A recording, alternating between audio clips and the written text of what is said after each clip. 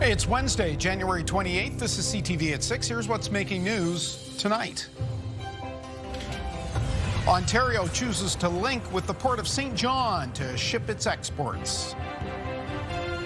A nationwide FIFA World Cup celebration tour kicks off in Halifax. Not much change for the weekend. Parts of the region could still be impacted by a nor'easter late Sunday into Monday. Live from our Maritime's News Center, this is CTV News at 6. Here is Todd Battis. Good evening. Thanks for being with us. Many more products from Ontario are going to be shipped through the Port of St. John. At a meeting of Canada's provincial and territorial leaders, Premiers Susan Holt and Doug Ford committed to moving even more containers through the facility. Details now from CTV's Avery McRae.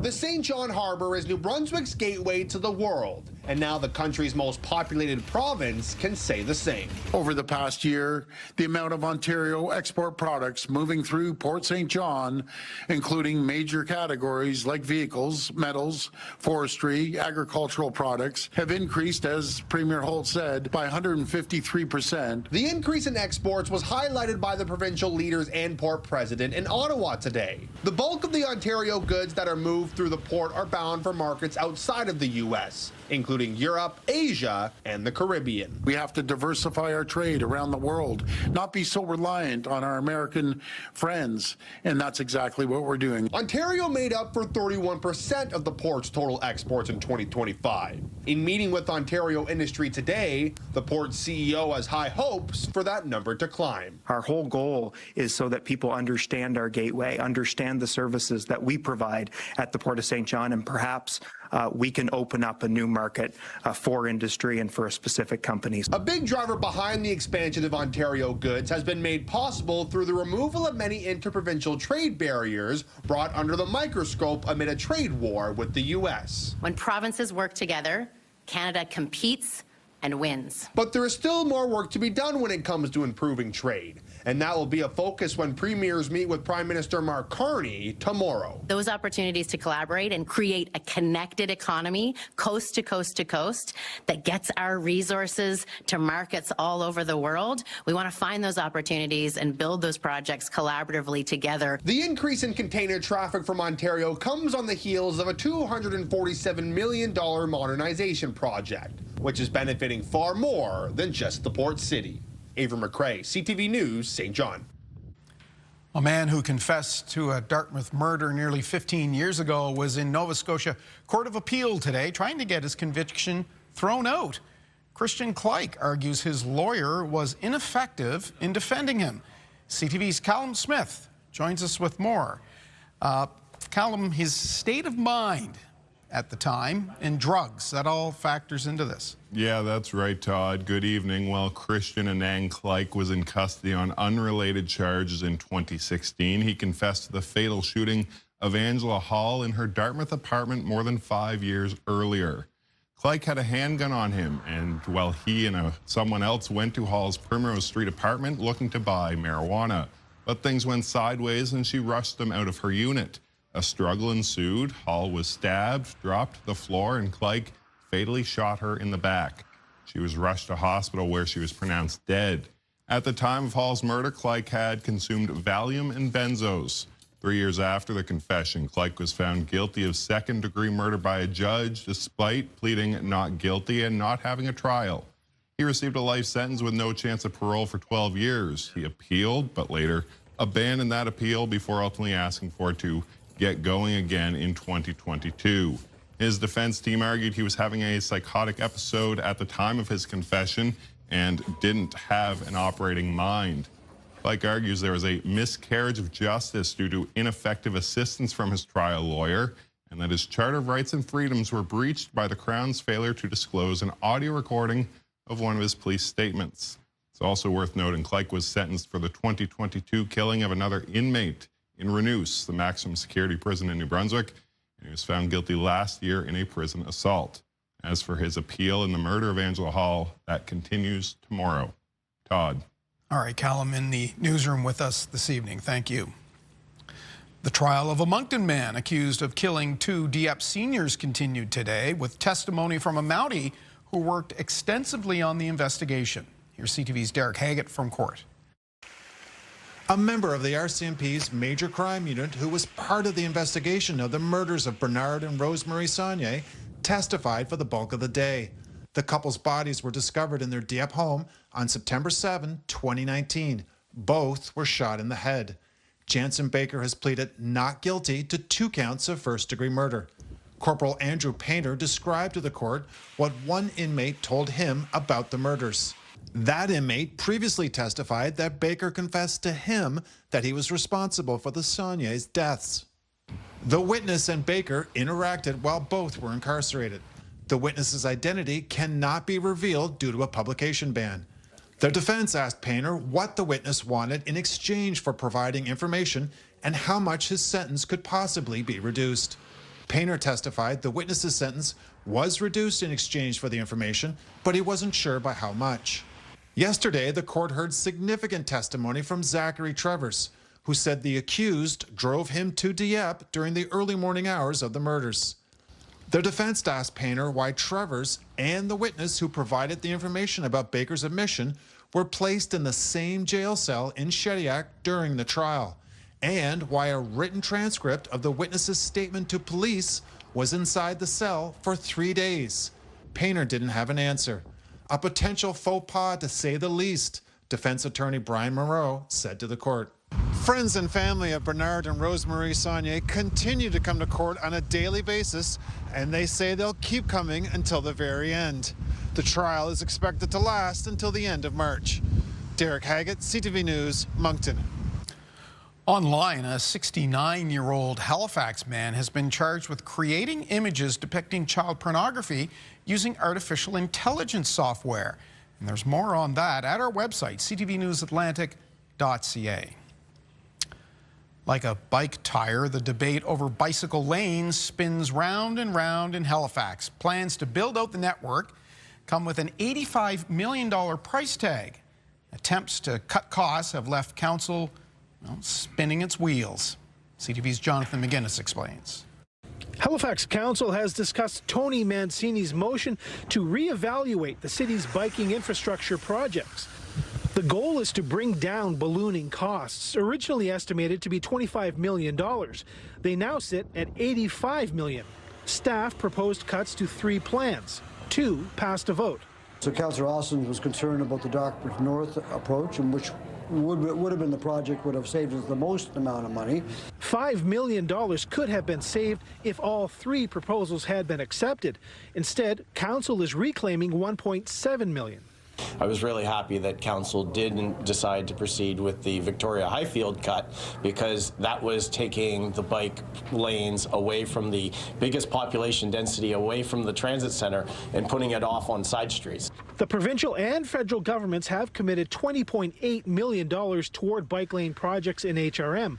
With the growing costs, Halifax must now cover more than $56.9 million in work that still needs to be done. I think we do need to weigh the number of users in each group against the dollars, and if we were to do that simple math, we would see that the dollars per user show that the bike lanes are very expensive.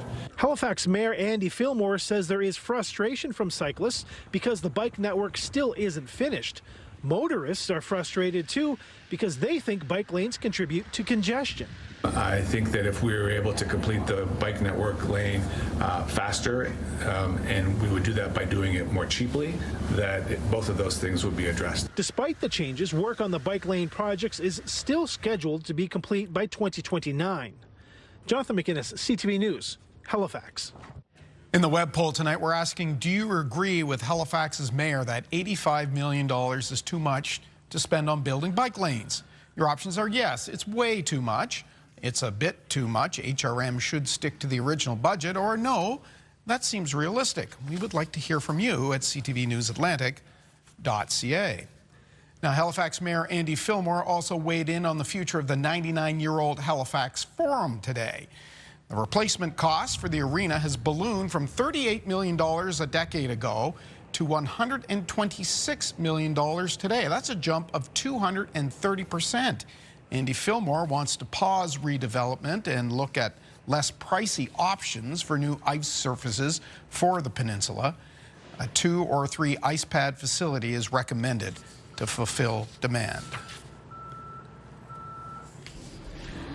There's a look right now at Edmundston in northern New Brunswick, courtesy of the camera at the University of Moncton there. It is currently a bone-chilling -16. Let's bring in Caleb Mitchell now in the Weather Center, and that's going to drop overnight, no doubt. Yeah, that's right. It is going to be the cold that'll be the main weather theme across the Maritimes for both tonight as well as for tomorrow. You can see that many temperatures now in the Maritimes are down to around -10 or colder, including -10 at Halifax now, -11 at Charlottetown and at Fredericton. Then, of course, there's the wind on top of that, and that's still on the breezy side out of the northwest. So here's what it's feeling like right now in the Maritimes, and a lot of locations now feeling between -15 and -20. The wind will be diminishing a little bit through the night, but the temperatures, they only get colder. Now, as far as the cloud conditions go for tonight, they're looking on the clearer side for large portions of New Brunswick and Prince Edward Island. Still partly cloudy conditions for parts of Nova Scotia, especially into the southwest of the province. But if you are willing to bundle up and brave the colder temperatures for tonight, take advantage of those somewhat clearer skies. Here's a couple things you can see in the night sky. It is a waxing gibbous moon, 77% illuminated. That'll be above the southeastern horizon this evening. If you find the moon and you look just to the south of it, you can spot the planet Jupiter. That'll be bright in the night sky in the constellation Gemini. And then just to the right of that, you can spot the constellation Orion. There will be a pass from the International Space Station at around 7:18 p.m. It'll be appearing in the west and disappearing off towards the south. Now, when I come back, we're going to be taking a look down at this part of the continent, Gulf of Mexico, southeastern seaboard of the United States. And the reason for that is that is where that weekend nor'easter is expected to start developing. And I will have an update on that when I'm back just a little bit later on. Say it isn't so, Kaylin. Okay, we'll get the details later. Thank you. After days of circling blocks and searching for a place to park, there's finally some breathing room for drivers in Halifax tonight. Not necessarily the case in some other communities in the region, but the region's largest city has lifted its parking ban. CTV's Hafsa Arif has details. For the first time in days, cars are backlining residential streets, a sign that snow clearing has reached a point where roads can handle it. But while the ban is now off, the reminder remains. This is an older city. We have a lot of narrow streets. There are emergency vehicles that need to get through. This round of enforcement stretched longer than usual, driven by 2 storms, separated only by a short break, forcing crews to clear, reset, and then do it all again. This was a longer stretch to have the parking ban enforced in both zones that we have set up for the ban. Basically, it's put in place when crews require time to move the snow. On Monday, the height of enforcement, Halifax issued 856 parking tickets and towed 66 vehicles. By the next day, those numbers dropped to 556 tickets and 26 tows as conditions slowly improved. Today, enforcement continued to trend down, 352 tickets and 24 tows just before the ban was officially lifted. Now, even though the city has removed the parking ban, drivers aren't completely in the clear. There is a section in the Motor Vehicle Act provincially that you can be ticketed or towed at any time if your car is impeding with snow clearing efforts. The city is reminding people to think twice before parking. Especially if another system is coming. We have a lot of snowbanks right now. Snow is piled high. While people in Halifax are off the hook for now, people in New Brunswick are not so lucky. Starting today at 11 o'clock, St. John will be enforcing its parking ban, so people will have to look out for that. Todd? Okay, and of course, those other communities in the region, they may want to check in and find out what the rules are too tonight. Thank you, Hafsa Arif in Halifax. A new report has given Nova Scotia high marks for cutting red tape, while noting New Brunswick and Prince Edward Island could improve. Canadian Federation of Independent Business released its annual red tape report card, giving Nova Scotia a grade of A. PEI received a C, and New Brunswick was given a C-. The Federation says Nova Scotia's provincial government has made the elimination of red tape a priority, while New Brunswick could be doing more. There are elements that we remove some points relating to the political priority. Is it present in the throne speech and budget speeches? There is work to do. There's no question there, especially in the context of what's happening with our neighbors to the south. The Federation says Prince Edward Island's provincial government allowed an Accountability Act to lapse, which led to its score of C. And the Business Federation is also warning about the burden of paperwork on doctors. It says physicians are spending 199 hours on average every year filling out paperwork and doing administrative tasks. That's about 1 month's worth of work. Things like insurance and government forms and pharmacy records are piling up. The Canadian Medical Association is demanding change to free up doctors to spend more time with more patients. As homeowners dig out of driveways and municipalities plow streets, fire hydrants sometimes sit under snow for days. In Halifax, fire crews often dig them out, but ultimately it's the responsibility of the water utility. Here's CTV's Emma Convey.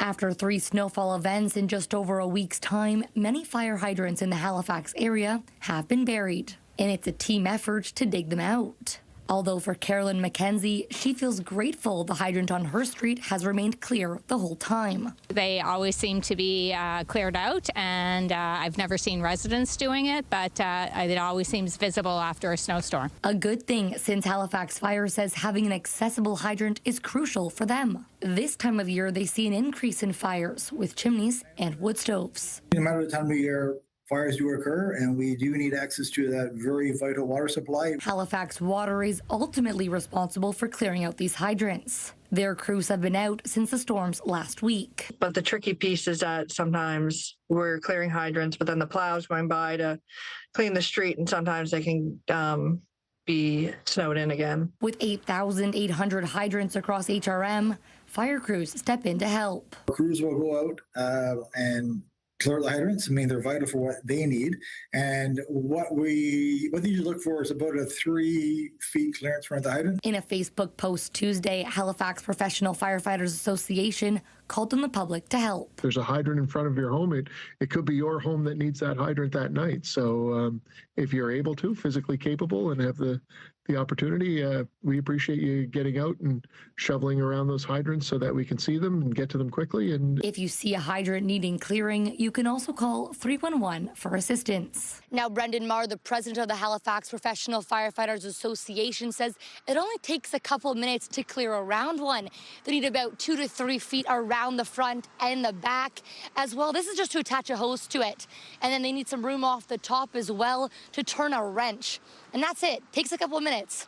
Emma Convey, CTV News, Halifax. Get the Maritime's top stories, breaking news alerts, and watch live. Download the CTV News app. The debate over power rates in Nova Scotia ramped up today, with the opposition New Democrats calling for a full review of the province's utility. The NDP is adamant it will not support a proposed 8% rate hike for Nova Scotia Power, noting that if approved, customers would be paying $600 a year more than when Tim Houston became Premier of the province. Opposition leader Claudia Chender argues the recent cold and snow have demonstrated why things need to change. Nova Scotia Power is asking us to pay more while they increase their profits. Meanwhile, household income is stagnant, our data has been breached, trust in the utility is at an all-time low, and in the midst of this deep freeze, power remains incredibly unreliable. Chender says a review of the company should include an examination of the potential pros and cons of making Nova Scotia Power a publicly owned company once again. It was sold by the province in 1992. All right, time for us to pay some bills. When we return, cold temperatures continue. Kaylin has the forecast. Before that, though, we're marking a month of celebration. It is a chance to recognize our history and culture. The kickoff has begun for African Heritage Month. We'll have a rundown of festivities after this.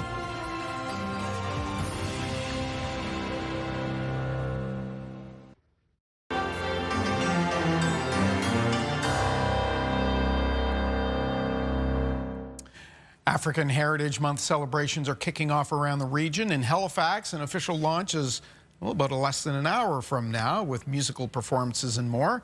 CTV's Vanessa Wright has this look.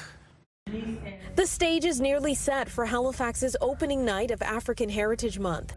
It is a chance to recognize our history and culture. Most of us are descendants of those who came here in 1782.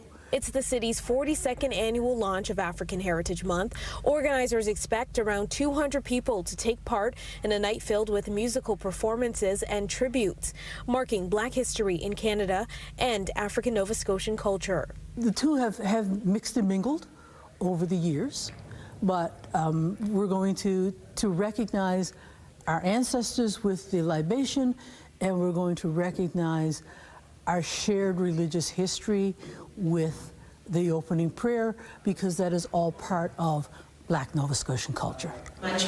Dignitaries and community leaders attended the provincial launch in Cherrybrook yesterday. The 2026 African Heritage Month poster was unveiled, as well as this year's theme, Strength and Unity. The image in this year's poster is very powerful.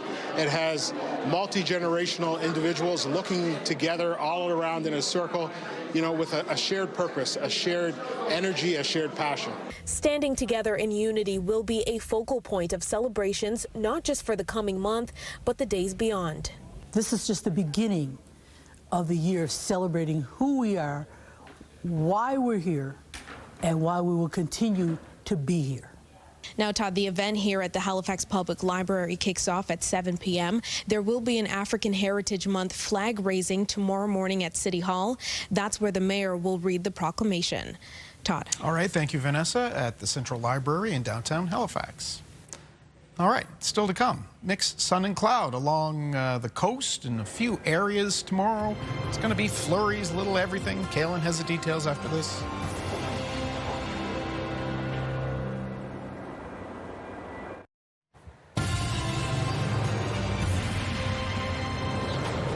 Fairly clear, but certainly frosty at Herring Cove, Nova Scotia. That is pretty representative of the coastline right around the region. Kayla Mitchell. That is a beautiful scene there. You know what? For a viewer picture for the end of the show tonight, we have one that features a coastal area of the Maritimes that features a much different view. Oh, really? So, yeah, we'll see that coming up at the end of the show. Well, the views around the Maritimes could look vastly different in a few days' time, right? It could. There is still the potential for this nor'easter on the weekend. So let's begin with the update on that. Now, there hasn't been much change in the situation between yesterday and today. There is still the potential of seeing some fairly significant changes in the outlook for this weather system over the next couple of days. But this nor'easter, well, it is going to develop. It is going to start as a low-pressure system out of the Gulf of Mexico. That'll happen Friday afternoon. It will strengthen into a storm system off the coastline of the Carolinas Saturday afternoon. It does have the potential to bring some heavy snowfall into parts of the southeastern U.S. It will then move northward as we make our way towards the end of the weekend. All that is going to happen. It's just now, when it makes that northward movement, how close it gets to the Maritimes, because that will determine the impacts it has on us.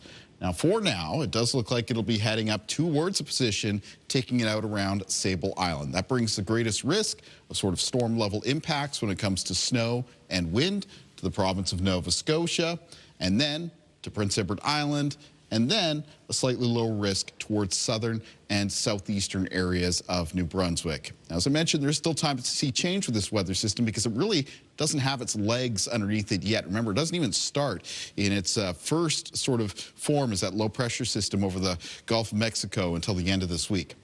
So it is best to be prepared, though. You want to be thinking about any preparations you may need to make, especially in the province of Nova Scotia, ahead of possible another heavy snowfall towards the end of the weekend and the start of next week. The timing is sort of starting to lean towards sort of Sunday evening, Sunday night, when things really could get worse when it comes to weather conditions, and then carrying on into the early morning hours of Monday. It wouldn't be uncommon for a weather system like this, for those areas that catch the heaviest of the snow with it, if we catch the heaviest of the snow, to see some amounts in the range of around 15 to 40 centimeters.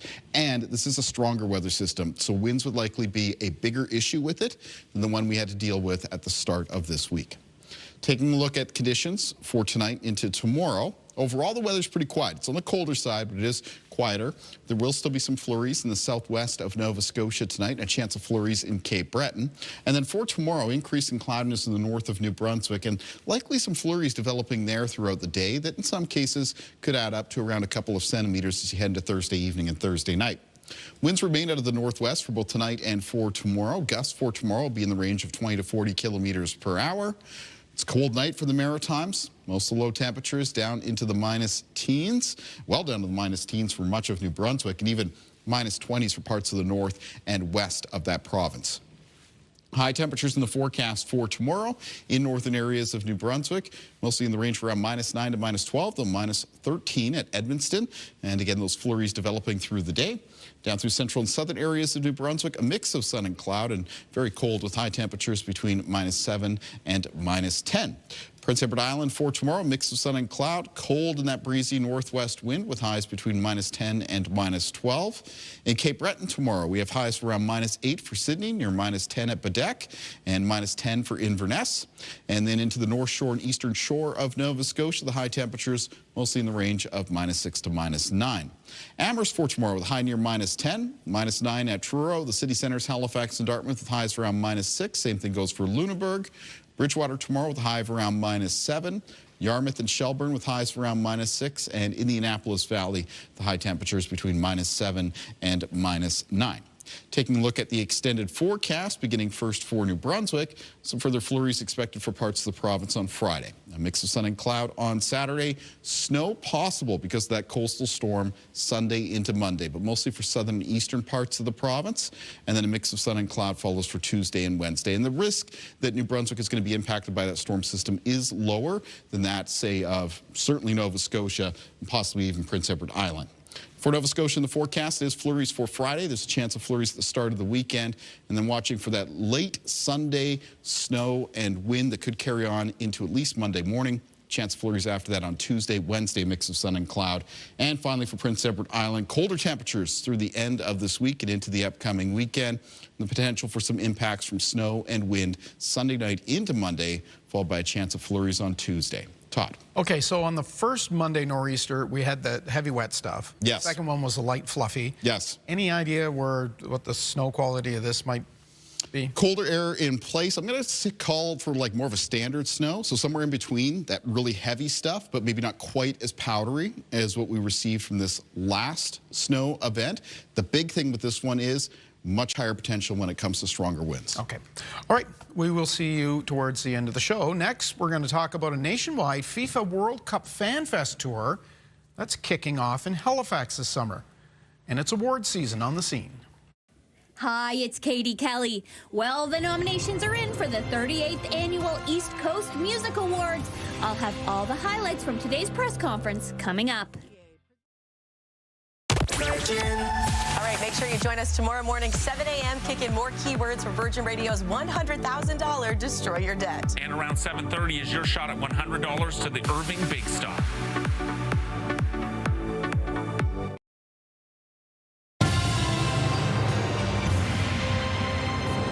Welcome back. Soccer's governing body, FIFA, has announced a fan fest called Canada Celebrates ahead of this summer's World Cup tournament.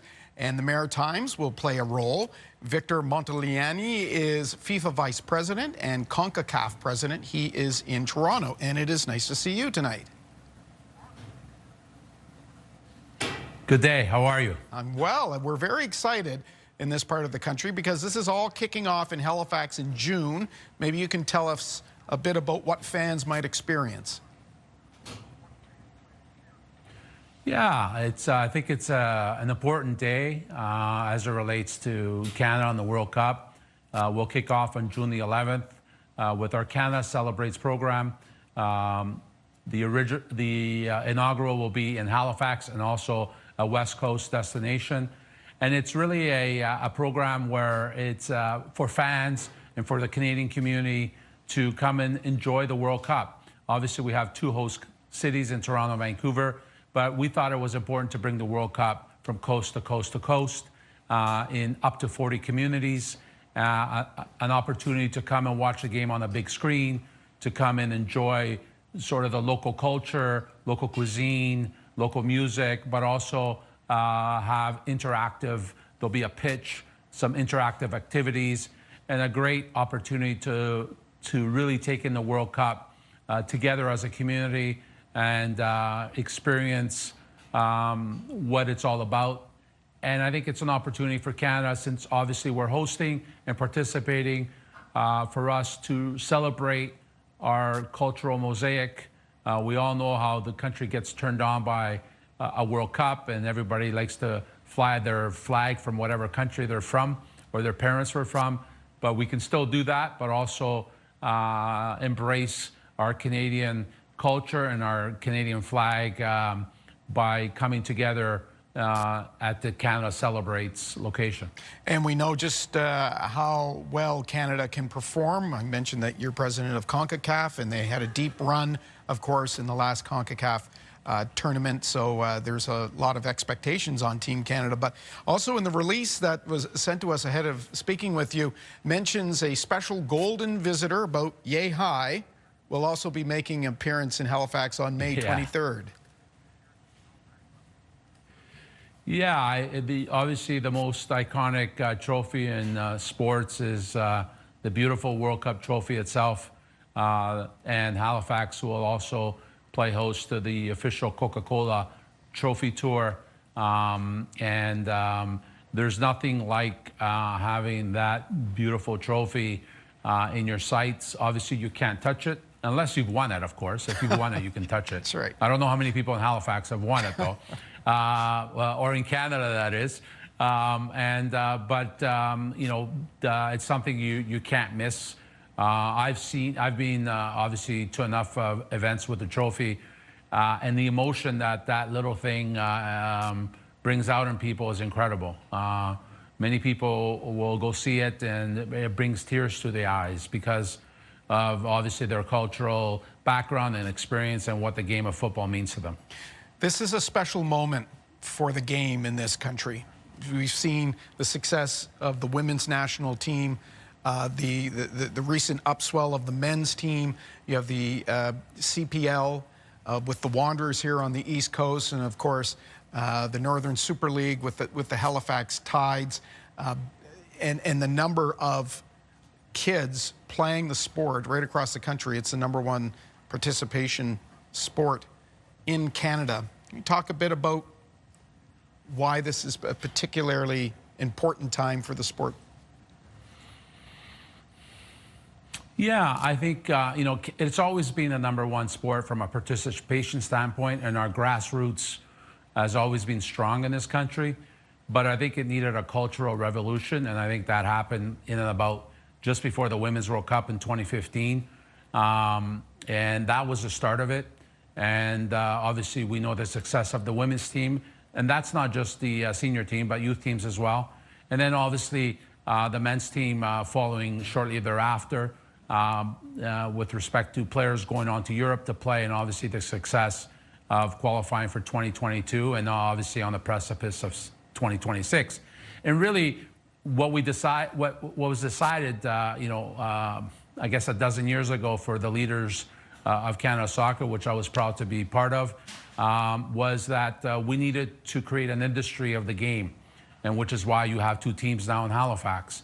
It creates jobs, it creates opportunities for players, for coaches and administrators, and opportunities in the media as well, because there's nothing like sports to galvanize every industry. So that started over a decade ago, and I think the World Cup will inject even more fuel into what I hope will be the football industry of Canada, which will inspire our youth, both boys and girls, in the years to come. And we'll also be cheering a little extra harder for someone named Schaffelberg from this part of the world. Victor Montagliani, FIFA Vice President, thank you very much for your time. We look forward to this event taking place in Halifax, and we wish you the best of luck. Thank you. We'll take a time out. We'll be back with more of your newscast.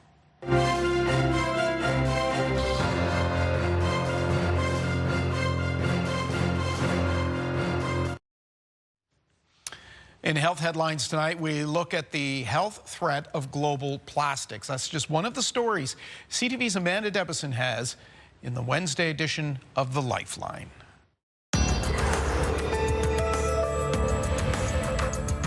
The threat to human health posed by plastic will skyrocket in the coming years unless the world does something to address the issue.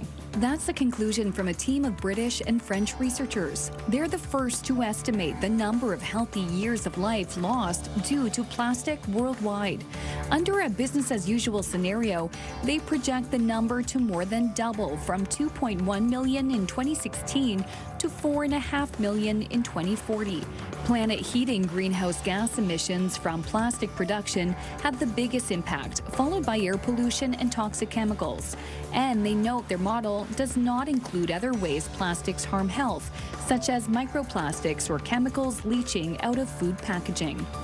A new study suggests the shingles vaccine may help prevent or delay the onset of dementia. The study was led by researchers at McMaster University and Stanford.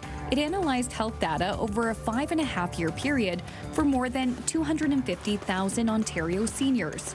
Researchers say the cohort that was eligible for the free vaccine, based on their age, had a lower probability of receiving a new dementia diagnosis by an absolute difference of 2% compared to the group ineligible for the vaccine. Experts say the difference works out to about 2 fewer dementia cases per 100 people.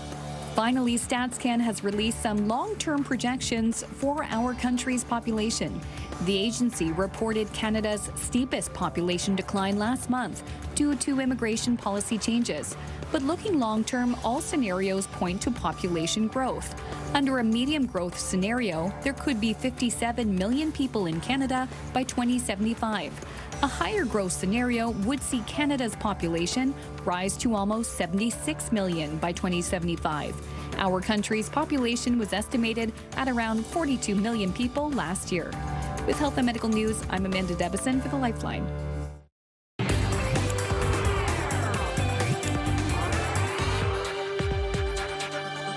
Time for The Scene with Katie Kelly. The East Coast Music Awards are headed to Cape Breton. Always a good time. That will happen in May. But today, we learned the nominees. Yes. A press conference was held in Sydney, kicking off what's said to be a 5-day celebration of East Coast music and culture.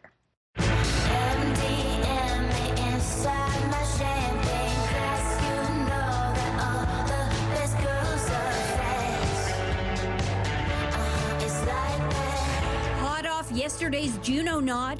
Leading this year's ECMA nominations is Goldie Boutillier with 7. Followed by Daniel James McFadgen with 6. And Cassie and Maggie, along with Mallory Johnson, picking up 5 each. I hope you find a different key.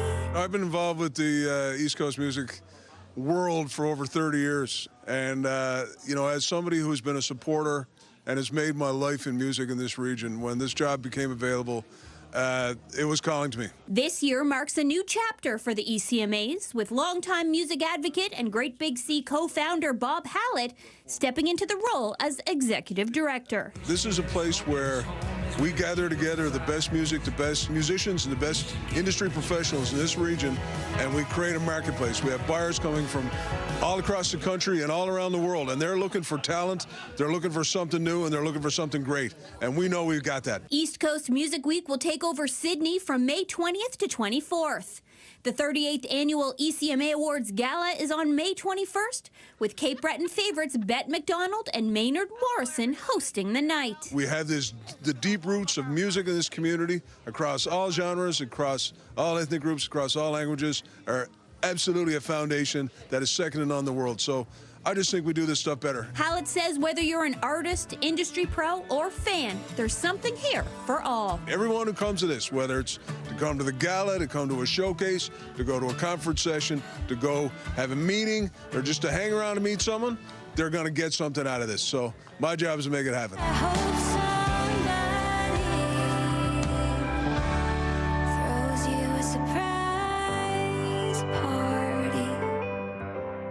Well, Bob certainly knows something about the weekend and the festivities and whole because he was a member of Great Big C, and heaven knows they had enough appearances at the East Coast Music Awards. They won a lot of them. Yeah, it's cool to have a Newfoundlander as well. It was really interesting seeing the nominations come out today for the ECMAs after the Junos coming out tomorrow or yesterday, because Goldie, who we mentioned, but also Cassie and Maggie, one of the top nominees, got nominated for a Juno.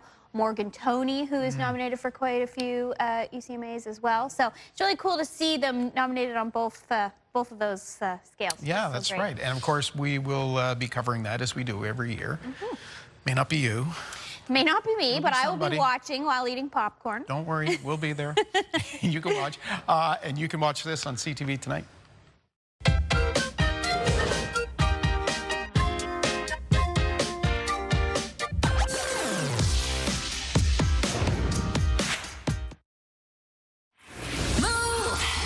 With Aaron and Peter. Weekdays at 7, you can win $1,000 with the $1,000 minute. 10 questions in 60 seconds to win, and you can get the answer to question number 10 on our podcast.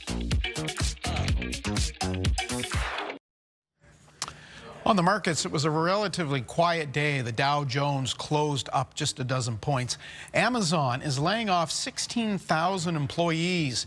BNN Bloomberg's Marilla Fernandez has the details. This is the second round of layoffs for the company in about 3 months. Amazon says it is removing bureaucracy, but did not share which divisions are affected. The big tech firm had warned employees last year that AI and automation would mean a smaller workforce. The announcement of 16,000 jobs being lost follows the layoff of 14,000 employees in October. Here are the closing numbers for the day. The Canadian dollar is up a fraction to 73.76. West Texas Intermediate is up to 63.21. Western Canadian Select up over $2 to 47.07. And the TSX gained 79 points for a new record close of 33,176. Those are your business headlines. I'm Marilla Fernandez. Thank you, Kalen. Outside in a chilly. Yeah, it's cold out here, but at least the wind is easing up a bit. Let's go to that viewer picture that I talked about earlier in the show. This features another part of the coastline of the Maritimes. This picture was taken at Gulf Shore, which is on the Northumberland shoreline of Nova Scotia. It was sent in by Martin McDonald.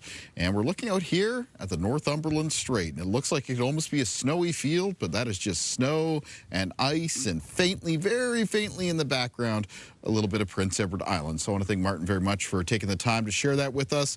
It is going to be a cold day in the area for tomorrow. You can expect mostly sunny sky and a high temperature of around -9. Morning temperatures around the Maritime region, they're going to be down in the minus double digits. Most communities well down to the minus teens, some in the north and west of New Brunswick in the minus 20s. Partly cloudy conditions to start the day. There will be some cloud cover that increases for northern areas of New Brunswick throughout the day, accompanied by some flurries. High temperatures for New Brunswick tomorrow, mostly between -8 and -12. Should be around -10 in the afternoon for Prince Edward Island, and a lot of high temperatures for Nova Scotia on Thursday between -6 and -9. Let's find out what's coming up tomorrow on Your Morning Atlantic. Thursday on Your Morning Atlantic, illuminating information. Our partners at Kent take us on a tour of their lighting department and share the latest trends for 2026. That's Thursday on Your Morning Atlantic on CTV2 and Crave. Finally tonight, for 70 years, Nova Scotia has had perhaps Canada's most recognizable provincial tartan. Now, Haligonians are being asked to choose a tartan for the city. Locals can choose one of 3 designs in an online competition. All are dominated by blue, with 2 options including other colors. The most popular choice will be sent to Halifax Council, which will ultimately pick a winner.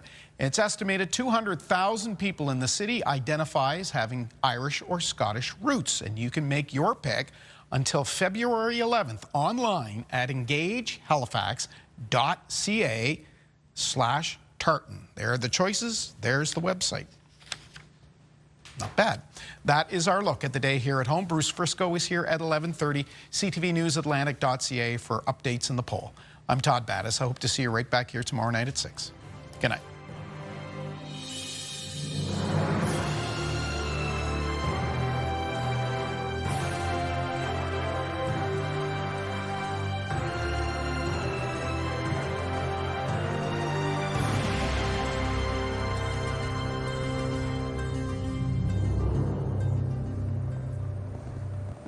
CTV News, the Maritime's #1 newscast. Watch live on Crave.